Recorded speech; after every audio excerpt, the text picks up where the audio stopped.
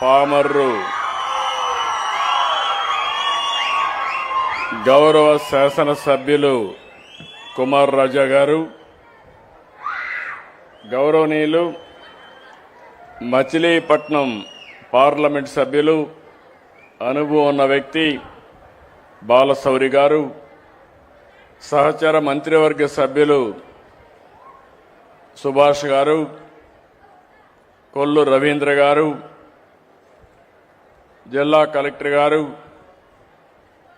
ఒక పక్క సెక్రటరీ ఈరోజు పింఛన్లు ఇచ్చే కార్యక్రమానికి నాయకత్వం వహిస్తున్న సెక్రటరీ, ఇంకొక పక్క లేబర్ కమిషనర్ గారు, అందరికీ మనస్ఫూర్తిగా ఈరోజు ఇక్కడికి వస్తే మీ ఉత్సాహం చూస్తే, మీ అభిమానం చూస్తే నాకెంతో ఆనందంగా ఉంది.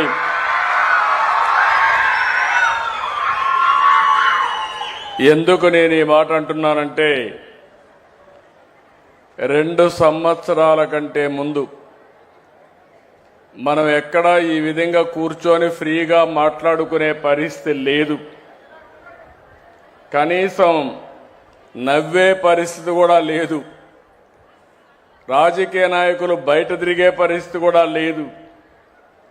ఈరోజు మేడే కార్మికులకు ఏ విధంగా అయితే స్వాతంత్రం వచ్చిందో 3 విధాలుగా ఆలోచిస్తే, ఒకటి ప్రజలందరికీ మరో స్వాతంత్రాన్ని తీసుకొచ్చిన ఘనత ఎన్డీఏ ప్రభుత్వాన్ని చెప్పి మరొక్కసారి మీ అందరికీ తెలియజేస్తున్నా. ఆ రోజు నేను, జనసేన అధినేత పవన్ కళ్యాణ్ గారు, ప్రధానమంత్రి నరేంద్ర మోడీ గారు ముగ్గురం కలిసి ఒకే హామీ ఇచ్చాం. ఆ హామీ ఈ రాష్ట్రాన్ని పునర్నిర్మాణం చేస్తామని, మళ్లీ పూర్వ వైభవం తీసుకొస్తామని చెప్పాం. ఆ మాట కోసం, మేమిచ్చిన హామీని నిలబెట్టుకోవడం కోసం 2 సంవత్సరాలుగా దగ్గర 22 నెలలు అయింది. 23వ నెల ప్రతిరోజు లెక్క పెట్టుకుంటున్నాం, ప్రతి గంట లెక్క పెట్టుకుంటున్నాం, రాత్రింబగళ్ళు పనిచేస్తున్నాం. ఎక్కడా ఒక తప్పు జరగకుండా ఎక్కడ సమస్య ఉంటే ఆ సమస్యని పరిష్కారం చేస్తూ ముందుకు పోయే పరిస్థితికి వచ్చాం. ఈరోజు మొదటి తారీఖు అంటే మనందరికి గుర్తొచ్చేది పేదల సేవలో. నేను ముఖ్యమంత్రిగానే కాదు, మంత్రులు, పార్లమెంట్ సభ్యులు, ఎమ్మెల్యేలు, కడాన ఎన్డీఏ కార్యకర్తలు కూడా సేవాభావంతో మీ అందరి దగ్గరికి రావడం, అధికార యంత్రాంగం తెల్లవారుజామునొచ్చి మీకందరికి గుడ్ మార్నింగ్ చెప్పి మీ చేతిలో డబ్బులు పెట్టి ఎక్కడా ₹1 అవినీతి లేకుండా పేదవాళ్ళ రుణం తీర్చుకోవడానికి పనిచేసే ప్రభుత్వం ఎన్డీఏ ప్రభుత్వం. ఈ విషయం మీరు గుర్తుపెట్టుకోవాలి. ఈరోజు ఇంకొక పక్క ఈరోజు మనం చూస్తే కష్టజీవులు, మేడే అంటే గుర్తొస్తుంది శ్రమ దోపిడీ జరగకూడదని. ఈరోజు నందమూరి తారక రామారావు గారికి జన్మ ఇచ్చిన స్థలం ఈ స్థలమే, ఈ ప్రాంతమే. తెలుగుదేశం పార్టీలో చక్రం పెట్టాడు, నాగలి పెట్టాడు. ఇంకో పక్కన చూస్తే ఊరి పేదవాళ్ళ కోసం ఆ రోజే గుడిసె కూడా పెట్టి, ఇల్లు పెట్టి ఎంబ్లమ్నే డిసైడ్ చేశారు. ఆ రోజు ఆయన దూరదృష్టితో ఆలోచించాడు. పసుపు శుభం. ఏ వ్యక్తి ఏ మంచి పని చేయాలన్నా పసుపు లేకుండా ఆ కార్యక్రమం పూర్తి కాదు. పూజ చేయాలన్నా, పెళ్లికి కానీ, పేరెంటానికి కానీ, ఏ కార్యక్రమం అయినా అలాంటి దూరదృష్టి కలిగిన నాయకుడు ఈ ప్రాంతంలో పుట్టడం మనందరి అదృష్టం అని చెప్పి కూడా నేను మీకు తెలియజేస్తున్నా. అలాంటి కార్మిక దినోత్సవాన్ని ఈరోజు మీకే కాదు, రాష్ట్రంలో ఉండే కార్మికులకందరికీ, దేశంలో ఉండే కష్టజీవులందరికీ మనస్ఫూర్తిగా మేడే శుభాకాంక్షలు తెలియజేస్తున్నా. ఈరోజు నేను చూస్తున్నాను మా పేదవాళ్ళందరిలో, ఈరోజు నేను వస్తున్నానంటే దారిలో కూడా చూశాను. మీ ఆనందం చూసినప్పుడు నేను పడిన కష్టం మర్చిపోయి ఇంకా గట్టిగా కష్టపడాలనే ఆలోచన మా అందరికీ వస్తూ ఉంది. 63 లక్షల, ఈరోజు మీరు చూస్తే 62,47,000 మందికి ఈ ప్రభుత్వం వచ్చిన తర్వాత 63,188 కోట్ల రూపాయలు ఇచ్చాం.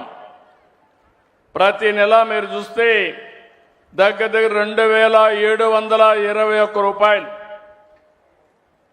అంటే డబ్బులున్నా లేకపోయినా 2,721 కోట్లు మీకోసం రెడీగా పెడితే తప్ప ఆ రోజు మొదటి తారీఖు గడవదు.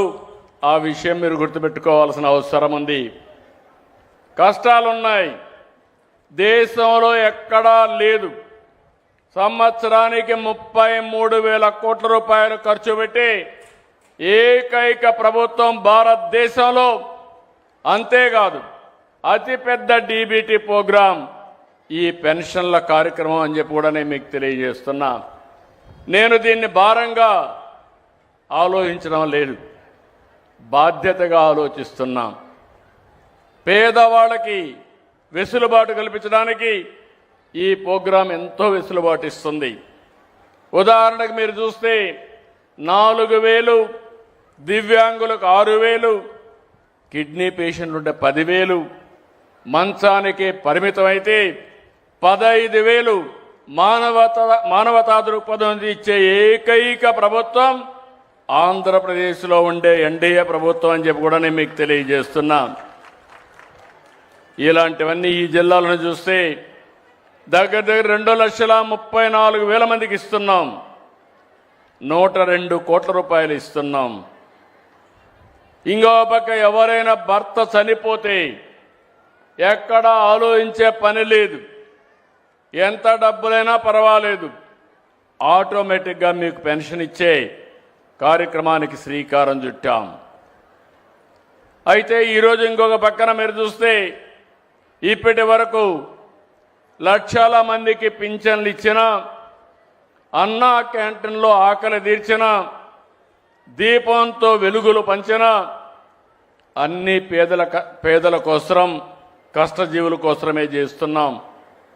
263 అన్నా క్యాంటీన్లు ఏర్పాటు చేశాం. దీనివల్ల డ్రైవర్లు, కూలీలు, కార్మికులు, అసంఘటిత కార్మికులు మధ్యాహ్నం ప్రశాంతంగా భోంచేసే పరిస్థితి తీసుకొచ్చాం. లేకపోతే మీరు సంపాదించే డబ్బుల్లో సగం హోటల్ ఖర్చుకే సరిపోయే పరిస్థితి వచ్చేది. ఈరోజు నేను ఒకటే మీ అందరికీ విజ్ఞప్తి చేస్తున్నాను. మిమ్మల్ని చూస్తున్నాం, మండు టెండర్లో పనిచేస్తున్నారు, జోరు వనల్లో పనిచేస్తున్నారు, ప్రమాదకర పరిస్థితుల్లో పనిచేస్తున్నారు. అలాంటి కర్షక కార్మికులకి మనస్ఫూర్తిగా ధన్యవాదాలు, సెల్యూట్ చేస్తున్నానని చెప్పి కూడా నేను మీకు తెలియజేస్తున్నా. మీ కష్టం వల్లనే ఈరోజు సమాజం ముందుకు పోగలుగుతా ఉంది, అభివృద్ధి జరగగలుగుతా ఉంది, రైతులు పంటలు పండించగలుగుతున్నారు, అందరికీ తిండి పెట్టే పరిస్థితికి వచ్చారని చెప్పి కూడా నేను మీకు తెలియజేస్తున్నా. మన రాష్ట్రంలో 88 లక్షల మంది అసంఘటిత కార్మికులు ఉన్నారు. చిన్న చిన్న పరిశ్రమల్లో కానీ, పెద్దవి కానీ, చిన్నవి కానీ, అదే మరి షాపుల్లో కానీ ఎక్కడ పనిచేసినా వీళ్ళందరూ పనిచేస్తున్నారు. వీళ్ళందరి కోసం ఈరోజు చూస్తే దగ్గర 615 కోట్ల రూపాయలు మీ కార్మిక సంక్షేమానికి ఖర్చు పెట్టే పరిస్థితికి వచ్చాం. ఈరోజు నేను ఇక్కడ చూశాను ఒక మంచి కార్యక్రమం, లేబర్ అడ్డా. తెల్లవారితే వస్తారు, పని దొరికితే పనికి వెళ్తారు, పని దొరక్కపోతే మధ్యాహ్నం వరకు వెయిట్ చేసి మళ్ళా ఇంటికి వెళ్తారు. ఇలాంటి సంఘటనలు చాలా ఉన్నాయి. వర్షం వస్తే షెల్టర్ లేదు, ఎండ వస్తే ఎండలోనే ఉండాలి, అలాంటి సందర్భంలో ఈరోజు ఆలోచించింది లేబర్ అడ్డా కింద మంచి అకామిడేషన్ కట్టి ఎవరికి మనుషులు కావాలన్నా వాళ్ళు నేరుగా ఫోన్లో తెలియజేస్తే ఈ అడ్డా నుంచి మన కార్మికులకు అక్కడ పంపించే పరిస్థితి. ఇంకొక విషయం కూడా నేను మీ అందరికీ ఒకటే చెప్తున్నాను, ఈరోజు రోజులు మారాయి. ఒకప్పుడు శారీరకంగా కష్టపడేవాళ్ళం, ఇప్పుడు తెలివితేటలతో పనిచేయాలి. ఒకప్పుడు గట్టిగా తవ్వేవాళ్ళం, వ్యవసాయం కూడా మడకలు దున్నేవాళ్ళం. నారు మళ్ళీ వేయాలన్నా పాత రోజులు నేను కూడా రైతు కుటుంబం నుంచి వచ్చాను కాబట్టి రైతు సమస్యలు తెలిసిన వ్యక్తిని, వాళ్ళ కష్టం తెలిసిన వ్యక్తిని మరొకసారి మీ అందరికీ తెలియజేస్తున్నా. అది చూసిన తర్వాత ఈరోజు మొత్తం కూడా ఆధునీకరణలో ముందుకు పోతున్నాం. నేను అందుకని ఒక కార్మికుడు కొడుకు ఎందుకు ఒక కంపెనీ ప్రారంభించకూడదు? ఒక కార్మికుడు శారీరక కష్టం కాకుండా ఆలోచన విధానంతో మార్పు వచ్చి అలాంటి నైపుణ్యాన్ని నేర్పించి ఆధునిక పనిముట్లు అతనికి అప్పచెప్తే ఇప్పుడు చేసే పని కంటే రెండింతలు మూడింతలు రెట్టింపుగా పని జరిగే పరిస్థితి వస్తుంది. దీనివల్ల కష్టం తగ్గుతుంది, ఆదాయం పెరుగుతుంది. అదే ఆలోచిస్తున్నా. అదే లేబర్ మినిస్ట్రీ చెప్పాను, కమిషనర్ చెప్పాను, ప్రపంచంలో ఉండే ఆధునిక పనిముట్లు తెప్పించండి. అవసరమైతే కొన్ని కంపెనీలను ఎంగేజ్ చేయండి. కన్స్ట్రక్షన్ కంపెనీలు కానీ అదే మరి పరిశ్రమలు కానీ ఎంగేజ్ చేద్దాం. నా లేబర్ అడ్డా రేపు రాబోయే రోజుల్లో స్కిల్ డెవలప్మెంట్ సెంటర్గా తయారై మా లేబర్కంతా ముందు చూపుతో మీ జీవితాల్ని ఆదుకునే బాధ్యత ఈ ప్రభుత్వం తీసుకుంటామని చెప్పి కూడా నేను మీకు తెలియజేస్తున్నా. పనుంటే పనికి వెళ్తారు, పని లేనప్పుడు ట్రైనింగ్ ఇస్తాం. అవసరమైతే ఆ రోజు ఏ విధంగా చేయాలన్నది అది కూడా వర్కౌట్ చేయమన్నాను. మీకు అందుకని అన్న క్యాంటీన్ పెట్టాను. ఒకవేళ పని లేకపోయినా ఒక ఆటో డ్రైవర్ కూడా ఎక్కడెక్కడో తిరిగి మళ్ళా ఇంటికో ఎక్కడికో పోకుండా దగ్గరుండే అన్నా క్యాంటీన్లో భోంచేసే పరిస్థితికి వచ్చాం, భోజనం పెట్టే పరిస్థితికి వచ్చాం. ఇంకో పక్క ఆటో డ్రైవర్కి కూడా 15,000 రూపాయలు సంవత్సరానికి డబ్బులు ఇస్తున్నాం. ఇవన్నీ ఎందుకు చేస్తున్నామంటే ఈ రాష్ట్రంలో ఏ ఒక్క వ్యక్తి, ఏ వృత్తిలో ఉండే వ్యక్తులు కూడా ఇబ్బంది పడకూడదు. నేను ఒకటే మీ అందరికీ విజ్ఞప్తి చేస్తున్నా. నా ఆలోచన ఒకటే. ఇప్పుడే కుమార్ రాజా గారు చెప్పారు, చాలా బాగా మాట్లాడాడు.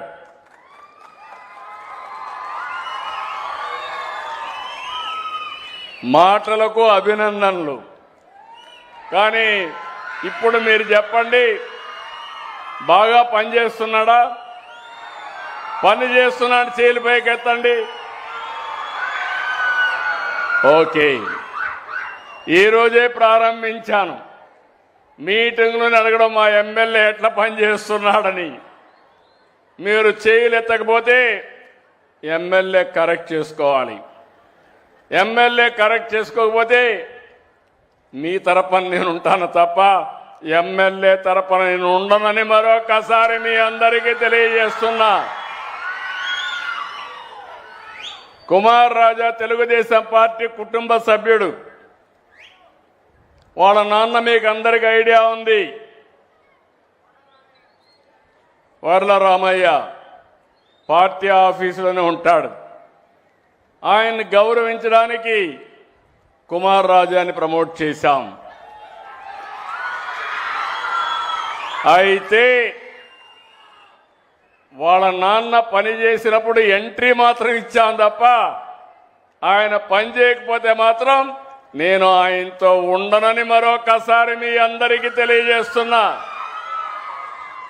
నా కమిట్మెంట్ మీరు ఈ రాష్ట్రాన్ని నెంబర్ 1 రాష్ట్రంగా తయారు చేయాలి. తెలుగు జాతిని నెంబర్ 1 తెలుగు జాతిగా ప్రపంచంలో తయారు చేయాలని నా సంకల్పం. అలాంటప్పుడు ఎమ్మెల్యేలందరూ కూడా సమర్థవంతంగా పనిచేయాలి. మీ ఆనందం చూసా, మీ అభిమానం చూసా కుమార్ రాజాని అభినందిస్తున్నాను. ఇప్పుడు నిజంగానే అభినందిస్తున్నానని చెప్పి కూడా నేను మీకు తెలియజేస్తున్నాను. నేను అందుకే ఇది అవుతానే ఆఫీసర్స్ కూడా మీకే చదివినిపిస్తాను. ఎవరు పని చేస్తున్నారు, ఎవరు పని చేయలేదు, నేనేదో తయారు చేయడం లేదు. మీరిచ్చిన అభిప్రాయాలే వాళ్ళకు కూడా చెప్పి తప్పులుంటే కరెక్ట్ చేసుకోమనడం, ఒకవేళ కానీ బాగా చేస్తే అభినందించడం నా బాధ్యత.